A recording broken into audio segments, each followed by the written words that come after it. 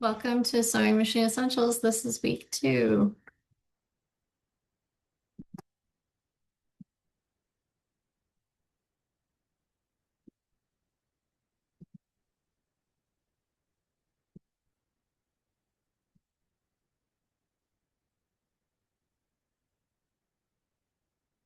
Hello, hello. Hi. Hi there. Hello.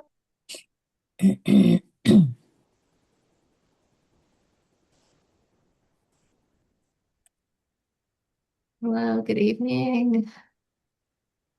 Hi. Evening. Hey, welcome.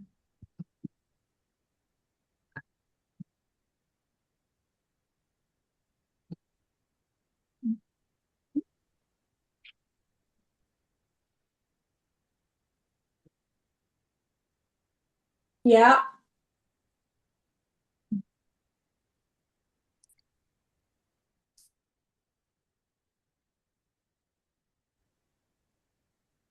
Hello, everyone. Hi, Fran. Okay, welcome. I'm gonna get us rolling because we've got an hour, so I'll let I'll keep an eye on anyone else who's coming in. So I want to make sure that we get through all the good stuff tonight. So welcome back. We're in week 2, Sewing Machine Essentials. So this week I posted a couple of videos which you may or may not have gotten a chance to watch. So there was a very long video for the first week and then a couple shorter videos for this week, and they were more about the threading for this week. So what I wanted to focus on tonight was to talk about just the machine setup and then kind of talking about some of the things that can go wrong, because I feel like the troubleshooting was really, I think, one of the things that was a highlight, I'm going to say, for a lot of people. It's something that we really want to focus on, sort of getting around the things that go wrong when we're sewing. So I want to spend some time talking about what I know to be the things that can go wrong, and how you can kind of locate those things.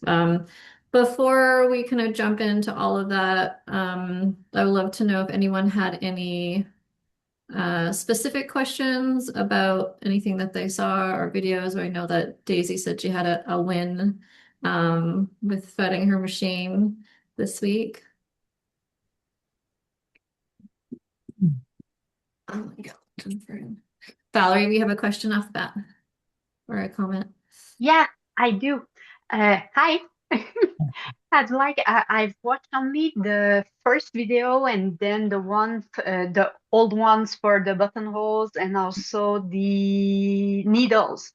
Mhm. And I wonder, you were talking in the first video about the tension, Mhm. and my machine, my Burnett is by default at 3.75, and it's Mhm. always perfect. Mhm. Is that okay? Why do you choose the 4? Is there a Yeah, so reason or yeah, no. So I think your machine has like a slightly different one. My machine, on the Berninas that I usually sew on, there's like a little red line that kind of indicates the like ideal tension for these machines. So your machine is probably maybe just a little bit lower. It's just the way that your machine is set up and is great that it's perfect.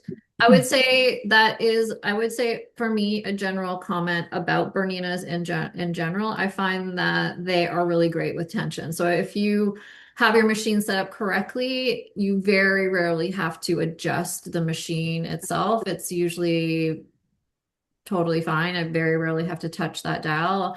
It's really when, the threading goes off track where the stitching starts to look a bit funny, I find. So yeah, so your machine, yeah, there may be sort of a set tension that's normal for your yeah, machines versus a little yeah, bit. it's a default with different stitches, and the straight stitch is at 375. And I do recall having to play with it on my old Kenmore, which I don't have anymore. I was playing with it all the time because the stitches looked not right.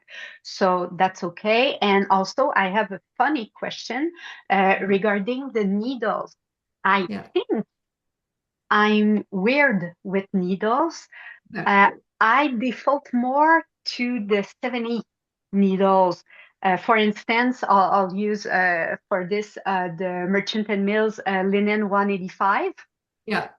I always end up with 70 because I just think it pokes better when I do it by hand beforehand. Am I doing it okay? Should it be 80 or 90? Do you really use 80 or 90 with those? Yeah, I would say, I mean, and if it works for you, that's good. But I would say for me, I usually 80, 90 is my normal size for a needle. I find that that's the size that I just tend to go with.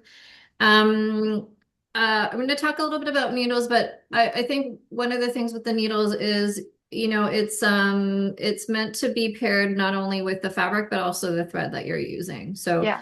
because I'm always using sort of the same thread, I use like the Metler cotton thread. I would say, it's not as fine as some of those, like Aurifil is a very, very fine thread. And so you can go to a lower number with those really fine threads because they'll move through the needle, those smaller needles, a lot easier. But because the Metler silk finish cotton thread is, I would say, in terms if you're looking at them all, it's like a little bit thicker. It's not a thick thread, but it's like heftier than those finer like polyester threads. Like I'm using the Uh, the Metler polyester thread for the Weekender sew along, and it's so fine compared to the thread that I'm used to using on my machine. So it that's does usually make sense. yeah. I'm not fancy with the thread. I'm using Gutermann Sewall almost all the time. So Right. it does make sense that then 70 would seem nice It to me. works. Yeah, Yeah. it works. Okay. Yeah. Thank you. Good questions. Awesome.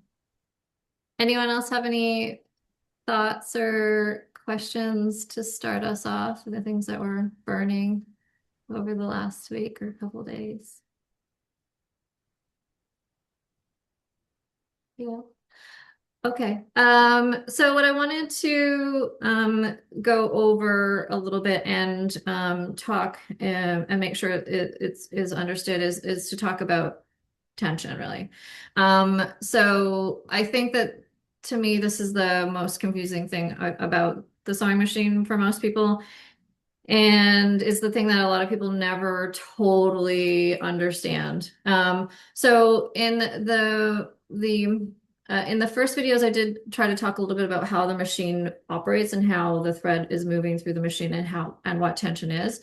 Tension is just like the balance between the top thread in your machine and the bottom thread in your machine.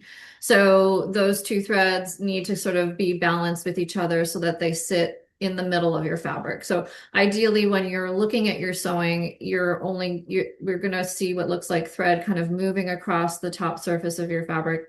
It goes into a hole and comes out and comes across and keeps going into and repeating that. And if you flip your fabric over onto the bottom side, you see the same thing. You see just thread kind of going in and out of this hole. And in a way, it almost looks like it's the same thread, but it's like two threads on opposite sides of the fabric.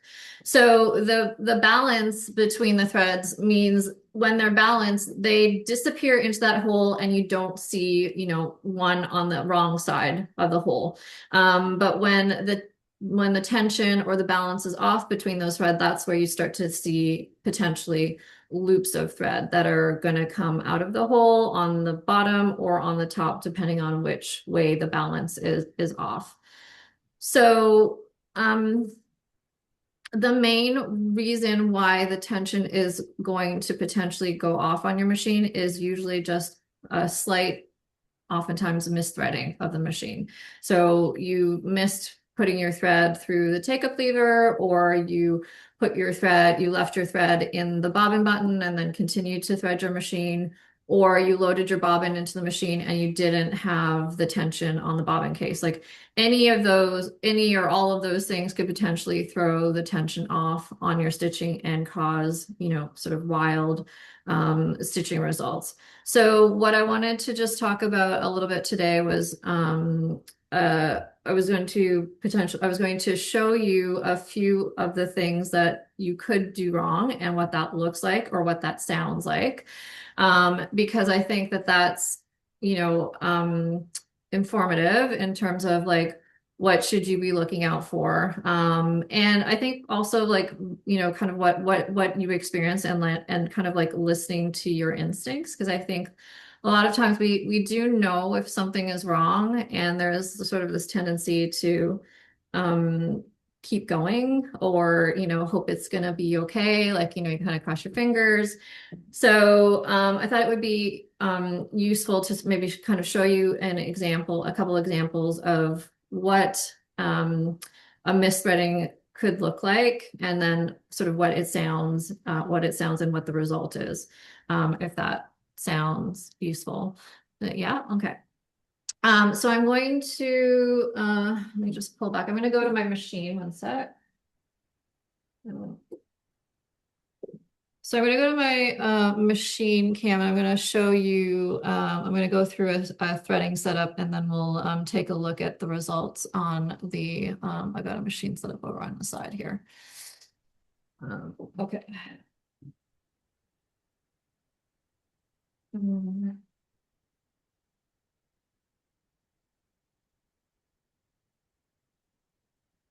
Okay, so while I'm on the machine, just a note for anyone who's done a workshop with me, it is, I can't see you, so just feel free to jump in if you have any comments or questions while I'm actually on the machine.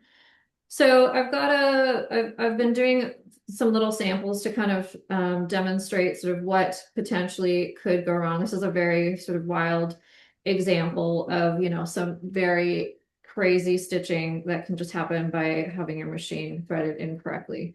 So the main thing that I'm going to show in sort of an example similar to this has to do with our take-up lever.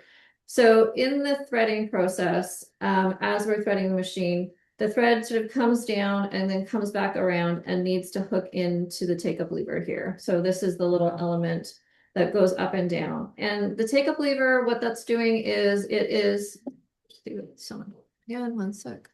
The take-up lever is going up and down, and what that's doing is it's helping to move the thread forward through the machine. It helps to draw the thread forward through the machine.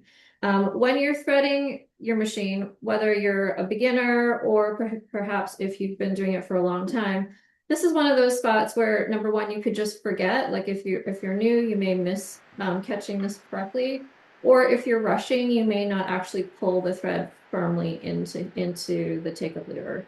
So a couple things. I'm just going to try to get a good angle here, so I can find a position so I can show you everything that I need to see here.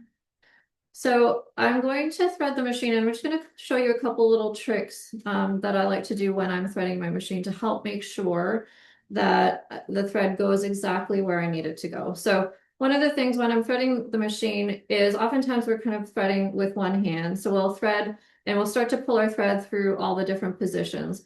One of the things that I've learned, especially because of the different machines that I've worked on, is it can be helpful to put a bit of tension here at the back. So as you're threading the machine, with your other hand, grab a hold of the thread in this spot here, so that you can kind of give yourself a little bit of tension and pull back on the thread. And also that's going to make sure that it pulls firmly into the positions that you're trying to get it into. So when I pull the thread up in here, so I kind of think of it a little bit like flossing. So we're kind of like flossing the machine in certain areas. We want to make sure that it fully goes into those spots. So with my thread like this, sort of in between my fingers, I'm going to come up and under this little hook that's right here.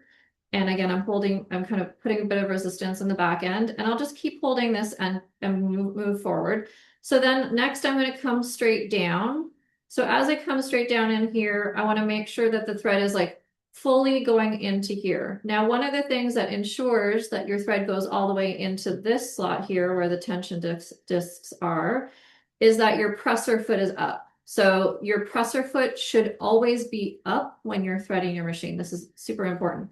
As soon as you lower the presser foot down, inside here, the little plates close. And if they're closed while you're threading the machine, the thread doesn't go fully into the machine where it needs to go. So number one, make sure your presser foot is up, sorry. And so again, I'm going to keep threading, pulling my thread from the back here firmly down. And then I'm going to sort of U-turn up to this side here.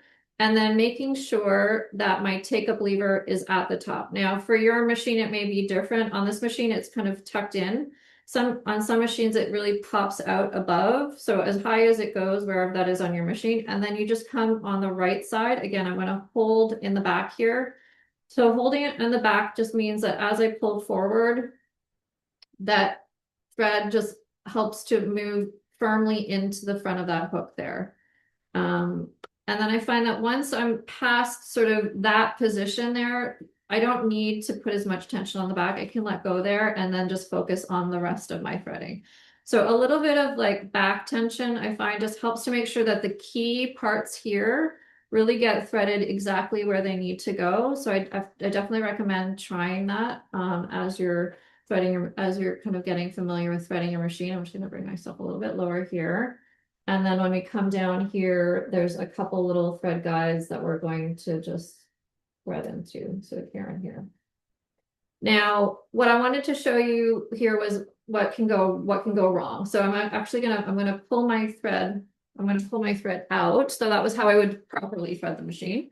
But what I do want to show you is just a misthreading. So I'm gonna actually pull my thread out. So another little trick here, any technician will tell you when you're taking your thread out of your machine, you don't want to pull it backwards through the machine. You actually want to, I just cut it from the top and I'm going to actually pull it down. So you want to ideally have your thread only ever going in one, let me pull this up a little bit, in one direction on your machine. So the thread is meant to move this way through your machine and it shouldn't go backwards through your machine. Definitely a lot of people do that, and to be honest, I'm guilty of that in the past as well, but it is recommended to cut from the top and pull your thread downward. So I just did that to take my thread out, and I'm going to just quickly thread my machine. It's going to be incorrectly. So I'm going to sort of go up and then actually not catch the take-up lever and then just kind of come back down. So without catching the take-up lever and then threading my machine, we'll just take a look at what that does and what that sounds like.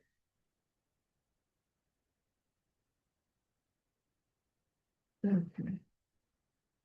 So I've got my machine and needle threaded. I've got my bobbin is already in place there, and then I've got some samples. So when I do any testing on my machine, I always either use 2 layers or I fold my fabric in half because that is how we sew. So we're always usually sewing through 2 layers. So that's how I usually like to do my testing, just the way that I'm planning on sewing. So I've got my machine ready to go. I'm just on a regular straight stitch and I'll just start stitching.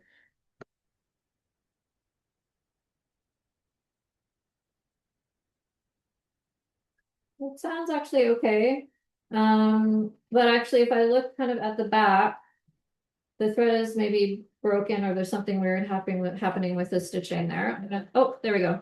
So if you've ever seen this happen, it kind of gets a little bit joggy. Then there was some sort of crunching noises, and very clearly the needle started to have trouble going through correctly. So you don't want to power through that. You want to stop when you hear those noises or when you see that the stitching is going a bit weird. And then to release that, I'm just going to, I took my foot off the pedal, and then I'm going to sort of try to raise my hand wheel. So I can raise it up, but it won't go down any further. So that's a clear sign that something's wrong. So I raise my needle up, and then I'm going to lift my presser foot up and then sort of try to guide my fabric out of the machine. So can see that it kind of broke the thread there in the front. So it got some incomplete stitching. And then if we look on the back, we can see again sort of this sort of wild stitching. If your stitching ever just looks crazy, I'm just going to say, like, if it ever looks wild, actually truly wild, that is not a setting on your machine. That is just something is wrong with the way that you threaded it. There's no a way to get around that. That is just something is wrong with the threading. So in this case, this is what happens when you don't put your thread in the take-up lever. It's a very, it really has a huge impact on how the thread moves through the machine. And so you definitely want to have your thread going through the take-up lever. So that's a very clear no, in terms of the threading. So if I rethread the machine and have it going through the take-up lever, we would just get rid of that issue altogether. Pull the thread down. So the other, I'm going to just thread it correctly in the top now. So the other issue that is pretty common in terms of threading is missing the tension in the bobbin case. So in the bobbin case, just get my needle threaded here. So this is all threaded correctly now.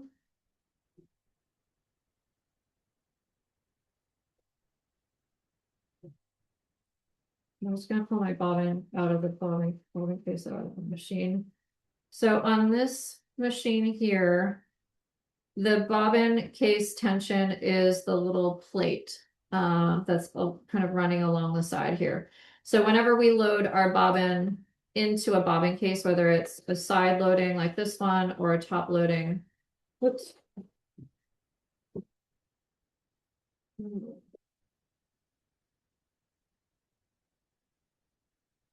Oops. We want to drop our thread in, and then there's this little slot on the bobbin case where we feed our bobbin thread into. If you do not put tension, and this is sort of very common, a lot of people will put their thread into the bobbin case and then they don't get the tension and they just pop it into their machine. So if you do that, then what happens is you have no tension on the bottom, but you have a lot of tension on the top. So if you were to sew with that in place, pull my thread, and then let's do this side.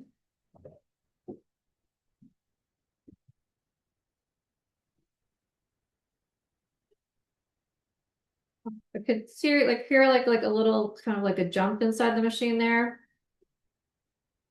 So it like sounds generally smooth, but there was like a little bit of a skip or something. And so I'm gonna just take a look here and I can see on my stitching that it didn't really stitch at all there. And then at the back, I have, well, just a little bit of a mess. So not as wild as that, but definitely that's, you know, a clear sign that something is wrong with your threading. So those are two just really quick examples of tension mishaps. So the first thing is that I would say in terms of like troubleshooting, and the little guide that I posted kind of walks you through it. So the first thing is number one, just making sure that your presser foot is up when you're threading. So if the presser foot is up, then all of the, basically you can kind of think of it like your machine is ready to receive the thread. So you want your machine like open and ready to receive the thread so that as you're pulling the thread through all of the spots, it's ready to receive it. And then when you're ready to sew, you lower the presser foot down, and then it basically like, well, it's almost like it hugs the thread. It's like it takes the thread in, right? So presser foot is up when you're threading. And then also just making sure that you've caught all of those key spots in the threading process. And so for me, I found that just having that little bit of putting your hand at the back there and having that little bit of extra tension as you pull the thread through those key spots down through the tension disc, up around, and then through the take-up lever, that really helps you to be a little bit more intentional about those spots as you're kind of really being firm and making sure that you're catching those key spots in the threading path, and then down towards the needle. And then once you've got those, you can kind of, you know, that those are good.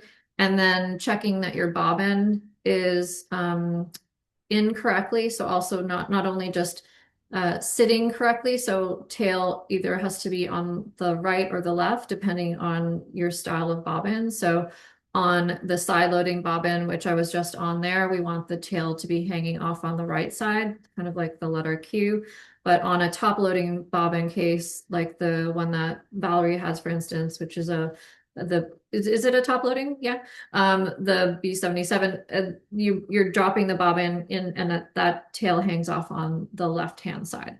So knowing that which side your thread needs to be hanging when you drop it into your bobbin case, and then making sure that you pull it into the tension disc. So that's going to ensure that you've got tension on the bottom. So you need to have tension on the top, and you need to have the same tension on the bottom in order to make sure that the stitching goes smoothly. Does anyone have any specific questions about threading or tension, or anything that they may have encountered in terms of issues with threading or tension? Jennifer. So what will happen in your bobbin if the tail is hanging on the wrong direction? Will that also result in a spider's nest? Yeah, potentially it can result in like maybe not as dramatic of a mess, but like it's basically how it's meant to spin inside the machine. So if you're kind of put it backwards, if you can kind of think it's gonna kind of go the wrong way, and the thread is not going in the same direction that it's meant to spin. So usually you will have, something happened there. Yeah, for sure. Okay. Yeah. Wendy. So I was sewing something last week. It was several layers though, but Yeah. if I'm seeing like my stitches were all perfect, except sometimes they were double the length. Like it would go normal, normal, Yeah. double the length, normal, normal, double the length. Okay. Is that tension, or is that I need a new needle perhaps, or? Yeah. Yeah. So, I mean, I would say my first instinct would be potentially the needle. So usually if the thread is the stitches are skipping, it means that there's something happening when the needle is going down and coming back up. And so that could be that it's not as straight as it used to be. So if the needle has been used for a long time and it starts to come, it's not quite as straight, it goes down and it's not catching what it needs to catch down below. So a fresh needle, is going to be sharp and it's going to be straight, and that's going to usually oftentimes fix the problem. So the two key things in terms of troubleshooting are oftentimes, number one, I always check the threading, and then number two, change the needle. Like those are literally almost always the answers to whatever is happening on the sewing machine. So, as basic as that sounds, it's pretty great because it means that once you know how to thread the machine, you know how to fix what's almost always happening on the machine, right? So I bet if you were to change the needle, and maybe it might just be that you, like, I don't know what kind of needle you were using as well, like, or what it was that you were stitching, just something regular, or was it something unusual? It was several layers. I think it had batting in it. Okay, yeah. So yeah, and then you've added like some thickness there, and so if the needle also is not straight, in that situation.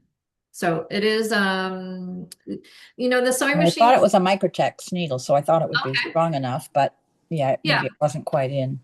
Yeah, so the Microtex needles are sharper, so they are good for, kind of going through all of those layers, again, depending on how long it's been used.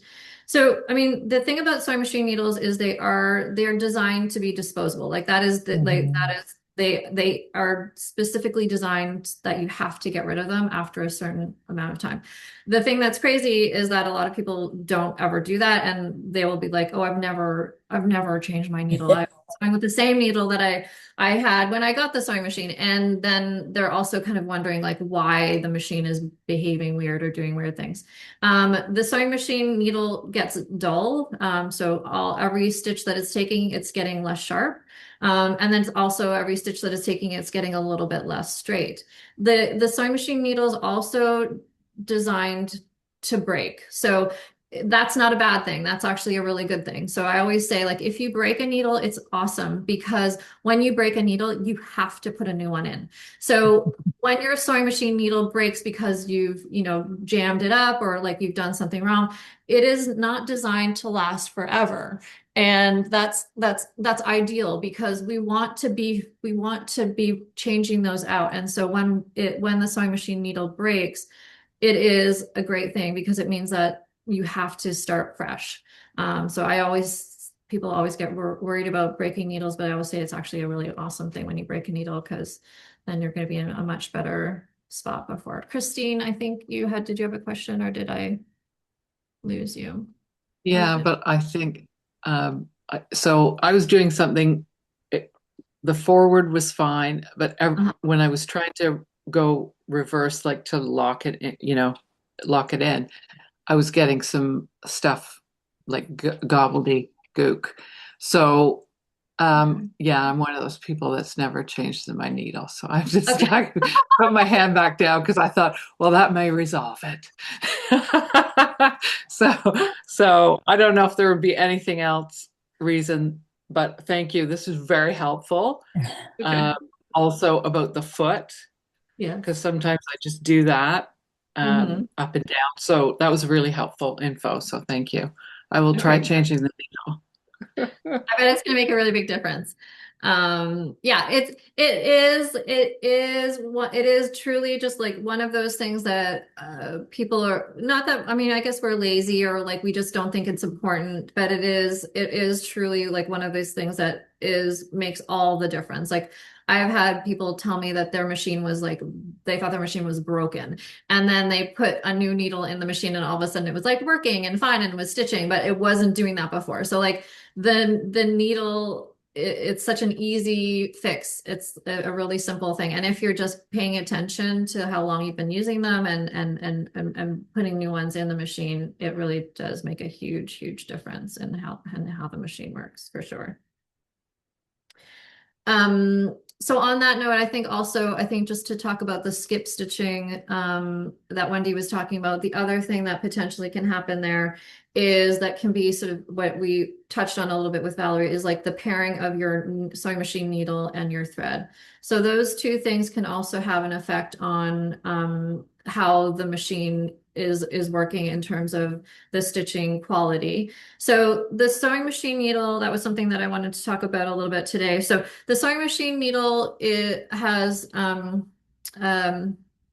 so we've got our needle, and when we've got our sewing machine needle, it's got the needles that are in most of our domestic machines. They have sort of like if you take your needle out of your machine, you'll notice that the back of it is flat and then the front of it is round. So if you unscrew your needle and you pull it out of your machine, you'll sort of feel that.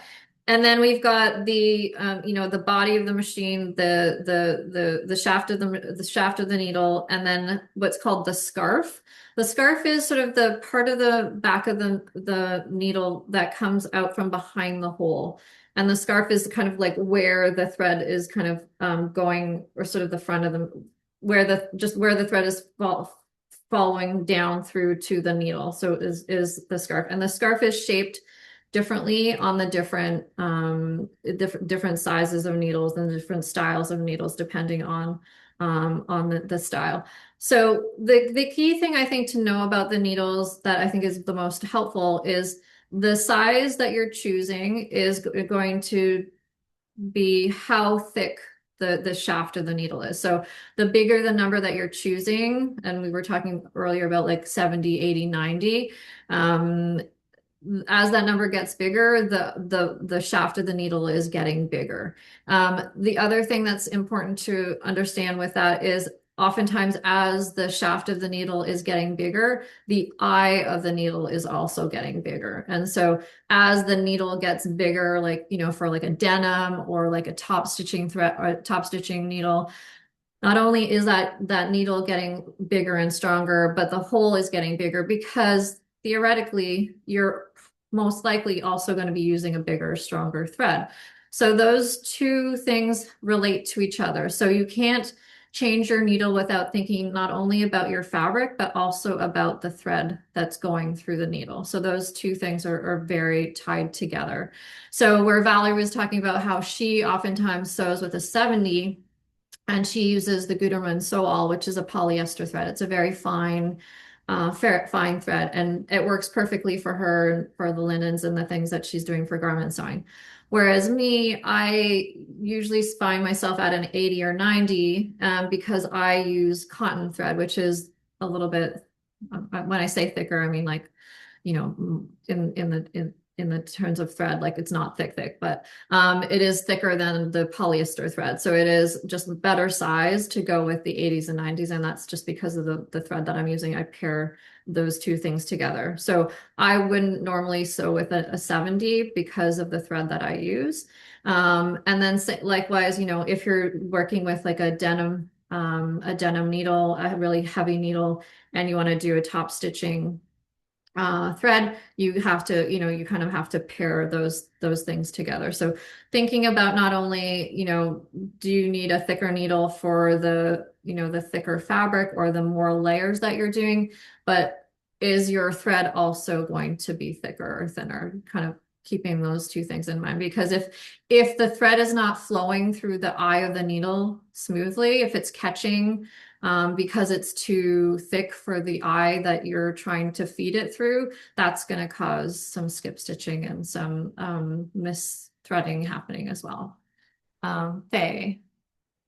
As I'm the new one, I think everyone else was pretty much had experience. Do you have something that tells you what needle size or thread type you should use on a project, or how do you figure that out? Yeah, so I don't know if you saw the little thread, the little needle guide that I posted in the resources. You just posted it today, right? I saw that today. So it's just a little chart that you can look at, and it just talks about mostly the different types of needles. Okay. So that's, universal versus, you got ballpoint, stretch, denim, like it goes through all the different styles of needles and sort of talks about the shape and the sizing. So it's going to kind of depend on what kind of fabric you're using. So I would say for the most part, I usually am using what are called universal needles, and I'm oftentimes just sewing through, like I do a lot of cotton and linen and sort of garment fabrics. But if you are working with denim, or if you're working with stretchy fabrics, or if you're doing, embroidery, there's different needles that can kind of pair with the different types of sewing that you're doing, but also the different fabrics that you're doing. So leather would have its own kind of needle that is almost like a little knife that's going to like pierce and create a hole. So if you're working with like leather or something that doesn't have holes, there are needles that are shaped and sized differently to sort of create the holes for you. So you want to sort of pair that. Do you have a specific example or something that you were thinking of? No, I was just thinking as you were Yeah. talking about it. Yeah. So it was just made me thought, oh, how do I figure that out? Yeah, I would say, I mean, a good bet is to kind of just have like, like I say, usually have like a set of universal needles on hand. And then if you start to experiment with specialty fabrics, then just making sure that you buy, a specialty needle to go with any specialty fabrics that you're working with. But having a range, I would say of, probably from 70 to 100 around, it just gives you a lot of options. Okay, thank you. And I will say on a side note, I was very proud of myself this week because when I was sewing before I took this, the information you've said is kind of, I thought, oh, wait, I can figure this out. It was what Christine said earlier about having the garbly goop on the other side. It was not as crazy as what you had, but I figured it out and I didn't have any loops or anything on the bottom. So I thought that was my win for the week. Amazing. Great. That's perfect. That is what we want. Oh, awesome. Thank you, Faye. Perfect. Any other specific questions or Daisy? Sorry, I think you put yourself back on mute. Yeah. Oh, sorry. That's okay. I was just reading the most recent person that was featured on the Yep. workroom. I don't Yep. know, I can't remember her name, but one of the things that she said, I just didn't quite understand what she meant. And she said that that she'd learned recently or something to that effect, that one of her favorite features that she really liked to do was to sew with the needle in the down position. And I didn't quite understand what that meant. I mean, isn't the needle always, don't we always have it in the down position? Like, I didn't Okay. quite get what that meant. Totally, yeah. So that's a good thing to bring up. It's something that you might not understand initially, but it's a feature on a lot of sewing machines that have sort of automatic features. So it's called the needle down function. So it's a function on the machine where you can tell the machine whenever you're sewing that you always want to stop with the needle down in the fabric. And so if you have a mechanical machine or a machine that's not electronic, it will just stop wherever it stops. So like when you take your foot off the pedal, if the needle's up, the needle stays up. But on these machines, if you have this function engaged, and I do recommend it if you have it, it's a great function to use. What happens is whenever you take your foot off the pedal, whatever's happening, the needle will go down and it will end in the down position. And the benefit to that, why a lot of people love that, is it means that wherever you stop sewing, your fabric is secure, your project is secure, you don't have to worry about anything slipping. And then if you were going to, like, turn a corner or pivot or do something else, your fabric, you don't have to then like turn the handle to like drop the needle in. It's already done. So it just is like an automated feature on a sewing machine that is, if you have that option, I definitely recommend trying it. Oftentimes it looks like a little needle with like an arrow that goes up and down. It's usually, and I can post a photo of it later. I can't remember what machine you have, Daisy, that you're working on. It's the B325. I was just going to ask, does Oh, that you have it. Yeah. I So do. you So how do have I it. know I have it? Like, how do I? Okay, why don't I'm going to show you. Hold on. Okay. So it's a good thing to learn. Okay, so if we look, sorry, I'm just trying to see my screen there. I'm going to get a little bit closer. Okay, so this little feature right here, it's got a little arrow and with Yeah. with an up down. So Right. when you press that, Yeah. so Yeah. you're gonna see like right here on your screen, there's a little picture of a needle, and right now the arrow is pointing down on mine. I see. Okay. I didn't know that. Okay. Yeah, that's okay. So now I'm just gonna show you how it works. So Okay. just make sure my bobbin I'm just going to fix my bobbin because it's still not threaded correctly. So this is, if you have an electronic machine, this is a very nice feature to use.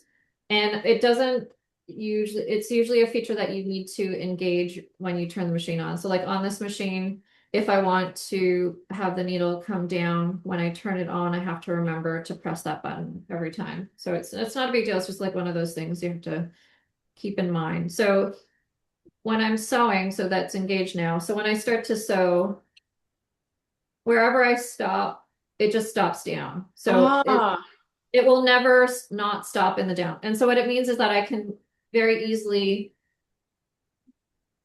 maneuver and not keep my hands free here. Wow. Okay. So, because I had been taught that sorry. every time I want to maneuver, like when I want to turn a corner, I was always lifting my presser foot, making a little turn, and then bringing my presser foot down. So you're saying I don't have to do that as long as this is engaged? Yes. Wow. Okay. Great. Thank you. I'm so glad I asked. Yes. Always ask, for sure. That's amazing. Valerie. Well, actually, regarding the exact same function, I have the same icon, if I may say, but mine doesn't seem to. It's not a Bernina, it's a Bernette. Mine just seems to get it up or down, but not for the whole sewing session. Do you see what I mean? Yes. So your button is a little bit different. So just a note about that. So What Valerie's talking about is on her machine, she presses the button, that button that has the needle up down, and it actually puts the needle up or down. So Exactly. she presses it, the needle immediately goes up, and she presses it, and then the needle immediately goes down. But I believe on your machine, there should be, if you look on your screen, there should be the same image, and it should show the needle, like the actual same icon, either if you hold it or if you, there is a way to, Maybe yeah. there's like one more stitch that appears. I don't know if this is, I'll have to test it and I'll check in the manual too. Yeah. I'll check to see the printed manual that I have. Yeah. It's only 4 years since I have the manual. I don't understand why I haven't read it. You can still learn something new about a machine you've had for a long time. Thank you, Karen. There's no limit. So just on that, I'm just gonna go back real quick and just show you something on the B325. So just a note. So on the B325, sorry, keep moving this around. So that button here, so the same button here. So on this one, what Valerie was talking about is she presses this lightly and it goes up, and then she presses it again and then the needle goes down. On this one, I can also get the needle to go up and down, but I have to hold. So on this machine, I can also get the needle to go up and down with the same button, but it's more of a long press. On Valerie's, it's like a quick press. So it's just a slight mechanism difference on the two machines, but the needle up down button is meant to raise and lower the needle just maybe slightly differently on your machine. So this little function with your needle, and then just, I would say for Valerie, you're looking to make sure that on the screen, that's needle always going to stop up. So now here it's in the up position. So whenever I sew now, oops. Oh, sorry, that just got stuck. It's always going to stop up now. So now, no matter what, it's always going to stop up. So it's just checking what's engaged on your screen should be the setting where it gets set. Oh, I will play with that. Thank you, Karen. You're Great. welcome. Thank you. Yeah, It's- for sure. It's especially great if you do like raw edge applique, where you're always having to turn corners. There's a lot of situations where you're like, if you're maneuvering a lot, having that needle down function makes a huge difference. So if you have that, you can check your machine and see if you have that, and it is really, really helpful. So just on the note of like still talking a little bit about tension and things that can cause weird stitching and tension issues. So thread. So just good thread versus bad thread versus old thread. So thread expires. So if you've got your grandmother's thread, that is like, I would say decorative thread. That is not thread that you actually want to sew in your sewing machine. You really want to be mindful of the kind of thread that's going through your sewing machine. You can, I've definitely had situations and in classes where people have brought, really cheap, inexpensive thread, like thread that you got at the dollar store. There's got to be some weird coating on those threads because they do not go through the sewing machine smoothly. They kind of get gunky. They're sticky almost. And so I've had situations where someone was just having endless problems with the machine. I couldn't really figure out what was going on wrong. And I was like, let's just try different thread. And just changing the thread can also make a difference. So I know, that the thread that I'm always using the same thread. So if you're not sure about the thread that you're using, you're not sure where it came from, or you're not sure, what brand it is, that is a key thing. Like that, having good quality thread in your machine can also lead to, good stitching. So that is sort of another thing that I would check if you're kind of running through a little checklist of what could potentially be causing the issues that you're having on your machine. Thread is definitely one of those things. And obviously, like if you built your own sewing kit and you know that you're buying good quality thread on all of your thread is good, then that's never really an issue. But that's one of the things that I'm oftentimes looking for, like in classes, or if I've got, people who are bringing in different kinds of thread, that is one of the things that you don't necessarily think of, and then as soon as you do, you're like, oh shoot, okay, yeah, that's what's happening here. It's weird thread, and whatever it is on that inexpensive thread, I think it's some kind of coating that causes it to just get really jammed up in the machine, and so it doesn't move through the machine smoothly, and so that definitely causes some issues. So we talked a lot about things that, are going to be wrong with the potential, the potential threading of the machine, or, some of the other external factors that can cause the stitching to go wrong. But in some situations, you do actually have to work with the tension dial on the machine. So I did want to just touch on that briefly before we go. In terms of what that dial does and how you want to adjust it. Because I feel like this is kind of the thing that nobody really wants to touch on the machine, is sort of this little dial here. So the tension dial is what we were talking about before. It relates to the little tension discs that are here inside the machine. And so this control is going to control how tight or how loose the tension plates are pressing against the thread. And again, this is all just trying to create this balance between the top thread and the bottom thread. The top thread is the only one that we need to adjust the tension for, because the two threads are joined, they're connected to each other. Because our two threads are looped into each other, if we make the top one tighter, then the bottom one becomes looser. And if we make the top one looser, the bottom one becomes tighter. So one adjustment kind of pulls the thread so both of the threads at the same time. So we don't have to adjust something in the top and then something down below. We're really just going to adjust the top.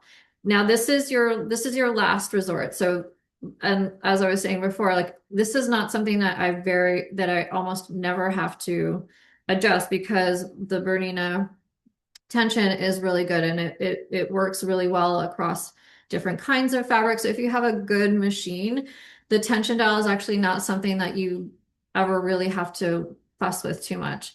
It's oftentimes older machines or machines that just aren't good quality, where I think Valerie was mentioning she had another machine where she was constantly trying to get the stitching to look good by adjusting that dial. If that's the case, it's oftentimes either the machine needs to be tuned, or it's just not a very good machine. It's just not holding the tension well. So if you have a good machine, this is probably something, if it's threaded correctly, it's probably something you don't really have to adjust.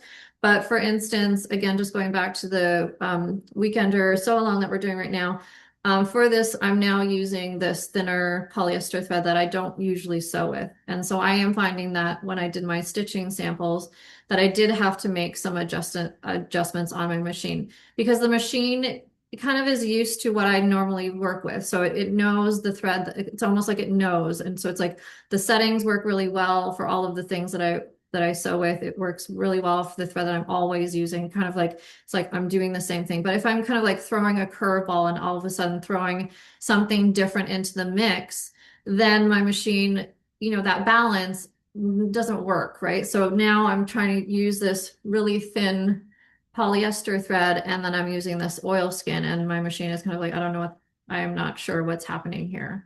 And so the balance is a little bit off. And so I found that I was having to adjust my tension a little bit to get the stitch to look a little bit better. And so it's just the sort of the saying that I say for tension is higher is tighter and lower is looser. So when you're trying to adjust the tension, you're trying to either bring the thread, you're trying to kind of draw the loops back up into the fabric, or you're trying to loosen them back down. And I do say that a really good way to understand where the loops are coming from in terms of like up and down is to do two different colors in your thread. So thread your machine with one color on the top and one color on the bottom. So you can really visually see where the thread is and where it should be. And when you see sort of the thread that's meant to be at the bottom peeking up at the top, then you can visually see it go back down when you adjust the dial. So when we have our loops of thread that are oftentimes where I would say we mostly see the sort of the loops of thread coming down are going to be like below. We usually see sort of the loops down below. That means that your bottom thread is really tight. The top thread is a bit looser. So pulling the thread up higher is tighter is going to like pull that loop back up. So that thread that you see on the bottom is going to be your top thread that's dropped down below. So pulling that back up with a higher number is going to adjust the tension. I 100% just recommend just playing with your machine setting. So like grab some scrap fabric, and like what I did earlier with just a bit of scrap fabric, thread your machine wrong, move the dial all the way to one side, move the dial all the way to the other side. You know, try some stitches you've never done before. Make the stitch wide, make the stitch skinny, make it really long. You don't have to make something, you don't have to sew something, just get to understand what happens when you're playing with the settings on your machine. And I think it will help. And I do think that having the different colors, just visually being able to see where the thread is meant to be, and keeping them, you know, on the level that they're supposed to be on, will make a lot more sense. I found for me visually, understanding it when they're the same color, I couldn't quite figure out what was supposed to be where. And so just having that visual difference, I think makes a really big difference in terms of understanding the tension. Any other thoughts or questions about tension, needles, or anything at all, really? Daisy. So, Karen, this has never happened to me, but every time I sew, especially if I'm sewing with the same thread color that I used previously, it's always in the back of my mind, but it's never happened. And I'm wondering if there's a way that I'm going to, you know, when it runs out, I will discover that it's happened, and how will I know that it's happened? You know, when you look at your bobbin, you can see how much thread is there. But when you load, I mean, you're not your bobbin, your spool of thread, you know how much is there. You can visually see it. But your bobbin, once you put it in, and even when the door is open, the bobbin container, it sort of blocks how much thread is in the. I guess what I'm asking is, have you ever run out of bobbin thread in the middle of sewing, and then what would you do? Do you just like stop sewing and you can kind of rethread, you know, the bobbin? Like, yeah, it's definitely not the best, but it's also not the worst. It's not the end of the world. So it happens all the time, and a lot of times we call it like bobbin chicken. So you're like hoping to get to the end of your project or the seam that you're sewing, and like you really hope that you've got enough thread to make it. That's very common. So if you run out in the middle, oh well, you lost bobbin chicken, but that's okay. You just have to. You just rewind or load a new bobbin in your machine, and then usually what I do is I just like go back, you know, like an inch or whatever, do a little back stitch, and just continue. It's no big deal. Like there's no reason to worry about that happening. It's perfectly normal. Okay. Yeah. I've always wondered about that. I can't believe that it hasn't happened to you. So yeah, I like you. You know, I expected it to happen the last time I worked on something at my last stocking, and I remember thinking, should I just change it and rethread it? I thought, you know what, I'm just gonna take a chance and hope that everything, just cross my fingers. And I was lucky, it was fine. And then when I was finished the project, I opened the thing and I thought, I was worried for nothing. There was enough there. But anyway, a couple of days ago, just sort of on my TikTok feed, I happened to see something come up. And it was some sewing machine with I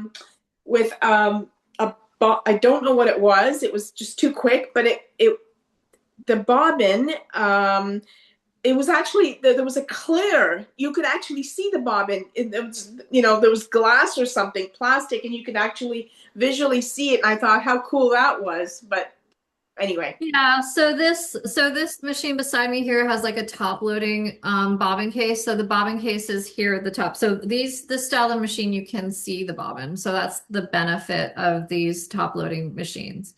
This is a sort of a newer style of bobbin. The benefit is, you know, you can see it. It's a drop in. The bobbin case doesn't come out. But I personally, I really like the side loading bobbin, the traditional classic style of bobbin, even though yes, you cannot see it. You're kind of guessing how much thread is left, but that's also makes it really exciting. You never know. Okay. Thanks. Yeah, Valerie. Just want to say to Daisy, I don't think it is for the bobbin too, but for the top bobbin, if I may say, the machine even tells you sometime, oh, you will be running out of thread. No, but that's a little annoying sometimes because you know that you're not gonna be running out of it, and it just you have to reassure the machine that you're okay. So you press on something and say, no, I'm fine. So just so you know. Yes. Yeah, that's the other thing is like I know that there are, yeah, exactly. There are machines that they kind of like tell you that you're about to run out of bobbin and it's not true. Okay, great. Good to know. Yes. Any other questions or thoughts?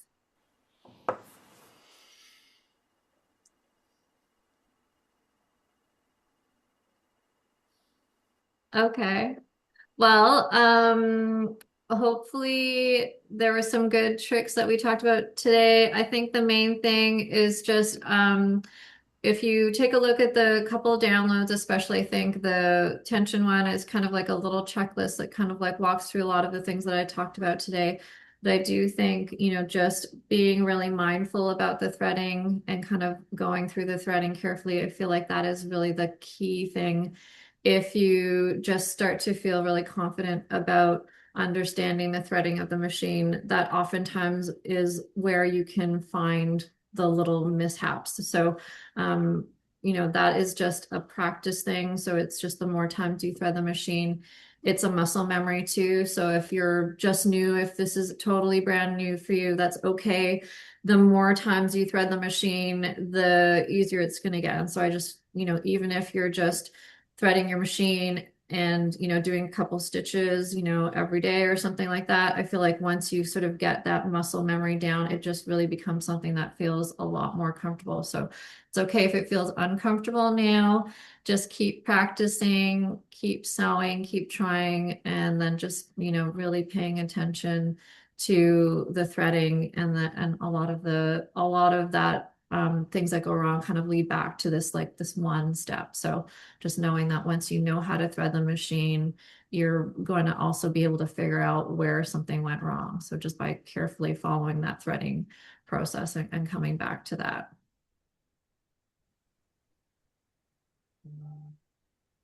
Okay, well, thank you so much for all of your good questions and your stories tonight. Good to see you all, and we will meet again next week. Thank you, Thank Karen. you. Thank you, so much, Karen. Have a nice Bye. week, everybody. Have a good Thank week. you. You Bye. too. Bye. Bye.